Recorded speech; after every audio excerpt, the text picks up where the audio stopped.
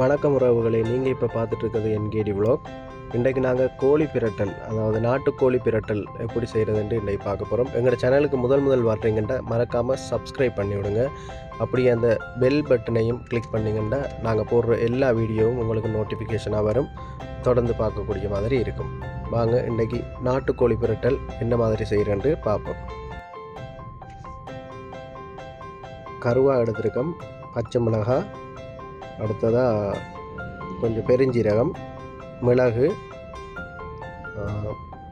கருவேப்பிலை, வெங்காயம், தக்காளி, பிரியாணி இலை இருக்குது. உள்ளி வந்து இடித்து வச்சுருக்கோம், லேசாக அப்படியே வச்சு இடித்து வச்சுருக்கோம். இந்த மசாலான்னு பார்த்திங்கன்னா தனி மிளகாத்தூளும் மஞ்சள் தூளும். அடுத்ததாக சிக்கன் மசாலா உங்களுக்கு எப்படி செய்யணுமென்று யோசிக்காதீங்க. உங்களுக்கு கமெண்ட்ஸில் நீங்கள் கமெண்ட் பண்ணுங்கள், சிக்கன் மசாலா ரெசிபி போடுங்க, நாங்கள் கட்டாயம் போட்டு விடுவோம்.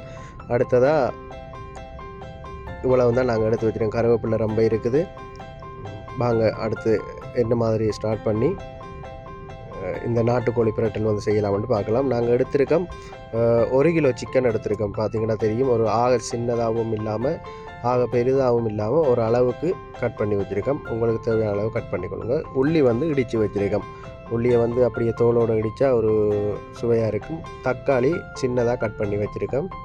உங்களுக்கு தேவையான சைஸில் கட் பண்ணுங்கள், அது எப்படியும் வதங்கிடும், அதுக்கேற்ற மாதிரி கட் பண்ணிக்கொள்ளுங்க. அடுத்தது சட்டியை வச்சு ஹீட் பண்ணிவிட்டு, ஹீட் ஆகிட்டு சட்டி அடுப்பில் வச்சாச்சு, எண்ணெயும் விட்டாச்சு. அடுத்ததாக பெருஞ்சீரகம், மிளகு, எடுத்து வச்ச பெருஞ்சீரகம் மிளகு போட்டுட்டு அதோட கருவேப்பிலை ரம்பையும் போட்டுக்கொள்ளணும்.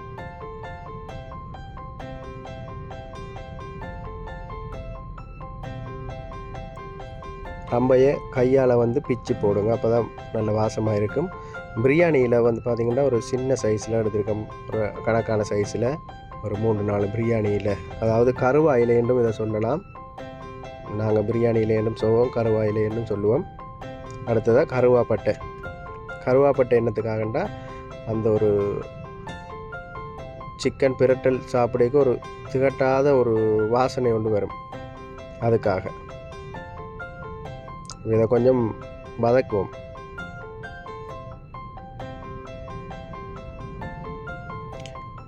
ஆக எரிய விட்டுறாதீங்க. எரிய விட்டிங்கன்னு சொன்னால் கறி வந்து ஒரு கருகின வாசம் வந்து வரும், சாப்பிட இயலாது. அடுத்ததாக வெங்காயம் வட்டி வச்சுருக்கோம், வெங்காயத்தை போடுவோம்.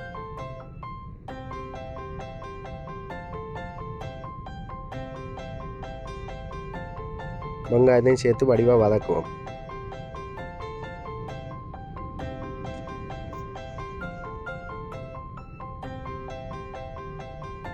அதை உள்ளியை போட்டுக்கொள்ளலாம், இடித்து வச்சுருக்க உள்ளி.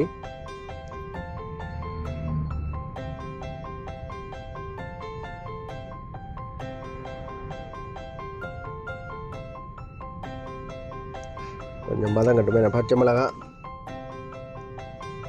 நாங்கள் தேவையான அளவு போட்டிருக்கோம். ஆக உரைப்பான கறி வேணுமெண்டா நிறைய பச்சை மிளகாய் போடுங்க.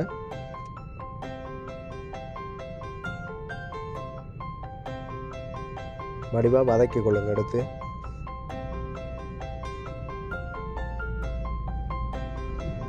இதோட வெட்டி வச்சிருக்க தக்காளியும் சேர்த்துக்கொள்ளுவோம். தக்காளி சின்ன நான் வெட்டியிருக்கேன், ஏனெண்டா வேகமாக வதங்கிருமண்டு.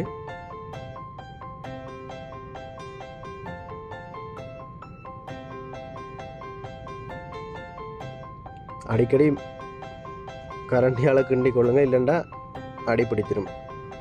இதுக்கு முக்கியமாக நாட்டுக்கோழி பிரட்டலுக்கு செத்தல் மிளகாய் சேர்த்துக்கொள்ளணும். அதையும் சேர்த்து வடிவாக வதக்கி கொள்ளுவோம். சரி, இது வதங்கட்டும். நாங்கள் சிக்கனை வந்து மேரினேட் பண்ணி எடுப்போம். அதாவது எடுத்து வச்சிருக்க மசாலா, அதோட 2 கரண்டி தயிர், 2 மேசைக்கரண்டி தயிர், தேவையான அளவு உப்பு, அடுத்ததாக ஒரு தேசிக்காயும் புழிஞ்சு அதில் விட்டு ஃபுல்லாக மிக்ஸ் பண்ணணும். தேசிக்காயும் புழிஞ்சு விட்டுட்டு நீங்கள் மிக்ஸ் பண்ணி எடுத்திங்கன்னா கொஞ்சம் மசாலா எல்லாம் சிக்கனில் வந்து இறங்கிடும். ஒரு 10 நிமிஷம் வச்சா காணும். அதோட கொஞ்சம் சோயா சாஸ் ஆட் பண்ணிக்கொள்ளுங்க.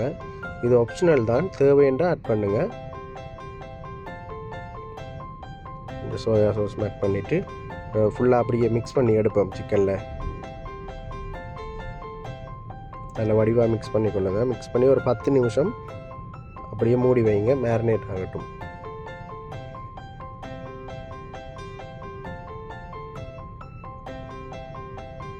ஒரு கிலோ சிக்கன் என்றபடியாக ஒரு பிளேட்டில் போட்டு நான் மிக்ஸ் பண்ணி எடுத்துருக்கேன். உங்களுக்கு சிக்கன் எந்த அளவுக்கு கூட இருக்குதோ அதுக்கேற்ற மாதிரி பாத்திரம் கொஞ்சம் பெரிய பாத்திரத்தில் போட்டு மிக்ஸ் பண்ணி கொள்ளணும்.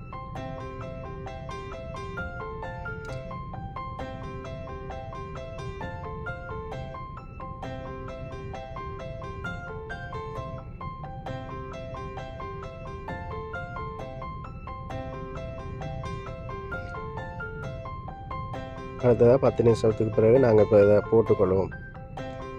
மேரினேட் பண்ணி வச்சுருக்கதை போட்டு நல்லா மிக்ஸ் பண்ணுங்கள்.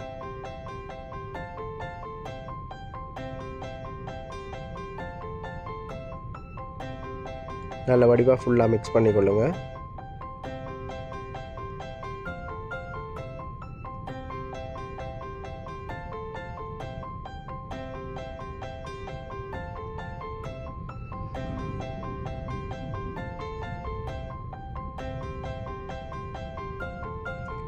நான் இதை கேஸ் அடுப்பில் செய்திருக்கேன். ஆனால் நீங்கள் விறகு அடுப்பில் சமைச்சிங்கன்னா இன்னும் சுவையாக இருக்கும். வடிவாக மிக்ஸ் பண்ணிவிட்டு அடுத்து கொஞ்சம் தண்ணி விட்டுக்கொள்ளுங்க. இல்லாட்டி சிக்கன் அடி பிடிச்சிடும். கொஞ்சம் தண்ணி விட்டு மிக்ஸ் பண்ணிக்கொள்ளுங்க. வடிவாக மிக்ஸ் பண்ணிவிட்டு அடுப்பை கொஞ்சம் ஹை ஃப்ளேமில் வச்சு கொதிக்க விடுங்க. இதை ஒரு மூடியால் மூடி கொதிக்க வச்சிங்கன்னா நல்லம். என்ற நாட்டுக்கோழி அவிய நேரமாகும், கொஞ்சம் டைம் எடுக்கும். பார்த்திங்கன்னா கொதிச்சு கொண்டு இருக்குது.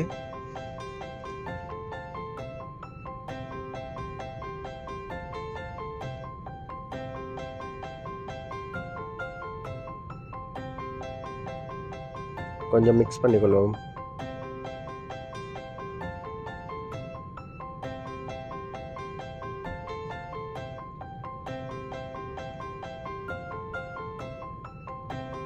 இப்போ தண்ணி கொஞ்சம் வற்றிட்டுது.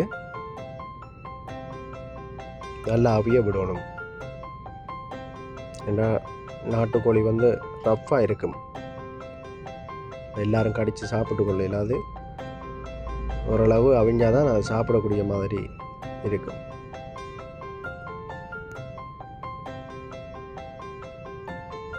இந்த குழம்பு கொதிக்கிற சத்தத்துக்கே சாப்பிடணும் போல இருக்கு. சரி, எதுக்கும் கொஞ்சம் வெயிட் பண்ணுவோம். வேணே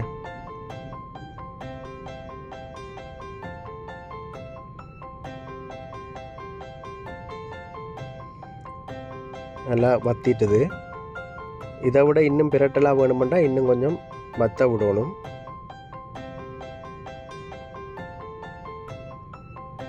இதை பார்த்தீங்கன்னா தெரியும் எந்தளவு ஒரு கட்டி இதாக இருக்குதுன்னு சொல்லி.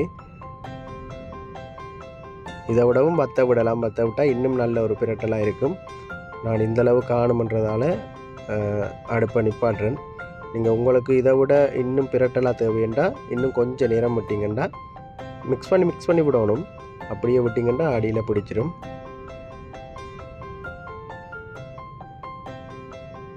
இதுக்கு மேலே அடுப்பை நிப்பாட்டிட்டு நாங்கள் கருவேப்பிலை கொஞ்சம் போட்டு ஒரு 2 நிமிஷம் மூடி விடுவோம்.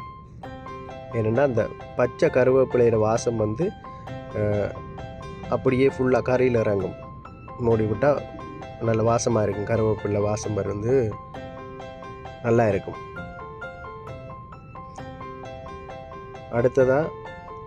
அடுத்ததா இனி என்ன, தட்டில் சோறை போட்டு கோழி பிரட்டலையும் வச்சு சாப்பிட்றது தான் வேலையா.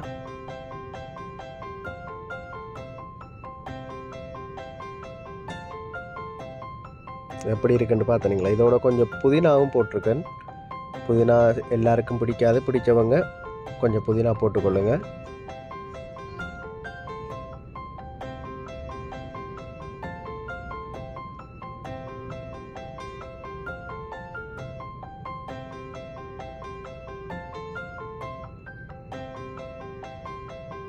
சரி, அடுத்து என்ன சாப்பிடுவோம். சோறு போட்டாச்சு, கறியையும் வச்சு சாப்பிடுவோம். இதே மாதிரி உங்களுக்கு இன்னும் வீடியோ நாங்கள் போட்டுட்ருப்போம். மறக்காமல் சப்ஸ்கிரைப் பண்ணுங்கள். இது வரைக்கும் சப்ஸ்கிரைப் பண்ணாதவங்க சப்ஸ்கிரைப் பண்ணிக்கொள்ளுங்கள். பெல் பட்டனையும் கிளிக் பண்ணி கொண்டீங்கன்னா நாங்கள் போடுற வீடியோ அவ்வளவும் உங்களுக்கு நோட்டிஃபிகேஷனாக வரும். தொடர்ந்தும் சப்போர்ட் பண்ணுங்கள். நன்றி.